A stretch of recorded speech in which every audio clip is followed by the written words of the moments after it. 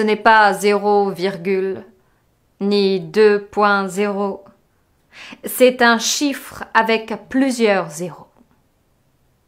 On vous pourrit la vie pour quelques zéros de plus. Comment j'appelle ça déjà? Du marketing. Du marketing criminel.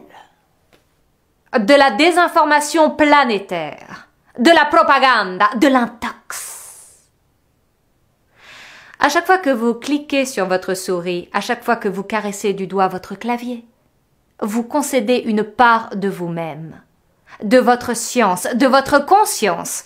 Vous vous faites posséder par des maîtres en la matière, les rois du marché politico-financier, qui règnent, et sans partage, sur nos visions du monde, en nous fournissant, et gratuitement s'il vous plaît, des lentilles de contact et des mouchoirs à l'entracte pour qu'on aille au bout du spectacle, pour qu'on s'agrippe au son et qu'on ne décolle pas de l'image jusqu'à ce qu'on avale tout le message. Le deal est virtuel, mais l'overdose est réelle. Qu'est-ce qu'on nous a vendu au passage? La haine, la guerre ou la mort? Sous quelle forme?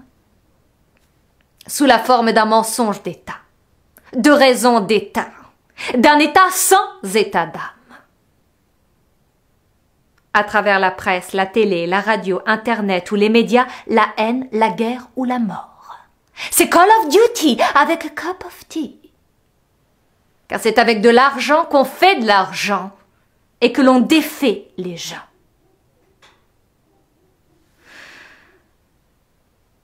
S'il vous plaît, à partir de maintenant, à chaque fois qu'on vous relate un fait, quel qu'il soit, éteignez votre téléviseur, débranchez votre ordinateur et réfléchissez. Pour de vrai, réfléchissez sur les raisons des méfaits. Un exemple. Je prends le dernier, celui qui vous a le plus ému. L'émotion. C'est la matière première pour tout mensonge élaboré, pour tout crime organisé, pour tout vol planifié. C'est l'essence du storytelling. On voit un homme tout d'orange vêtu, égorgé par un autre tout de noir vêtu. Et on garde la vidéo bien au chaud pour ne pas vous traumatiser. Mais on vous passe en boucle la photo de la victime expiatoire d'un État barbare. C'est Daesh, l'égorgeur musulman, qui fait encore plus peur que Jack l'Éventreur ou l'étrangleur de Boston. Ah, nous disposons de tous les ingrédients pour haïr, maudire et mourir d'envie de voir mourir ces salauds. Nous sommes tous thomistes, comme saint Thomas, et nous ne croyons que ce que nous voyons. Et qu'avons-nous vu? Une photo. Qu'avons-nous entendu? Un édito qui nous répète inlassablement le mot tragique « l'État islamique ». L'État islamique, l'État islamique, l'État islamique, l'État islamique, l'État islamique.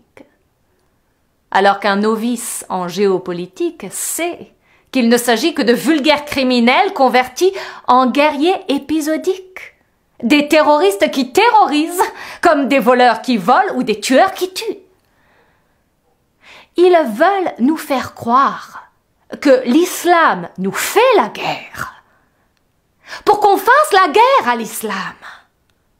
Mais en mettant en avant l'islam, ce n'est pas le crime que les médias poursuivent, mais une religion qu'ils incriminent et offrent en pâture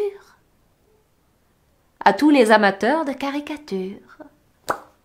Travail de sape qui ne restitue pas le drame, mais cherche à destituer une âme, l'âme d'une religion qui contrecarre leurs intérêts et compromet leur ruée vers l'or noir ou le gaz du schisme.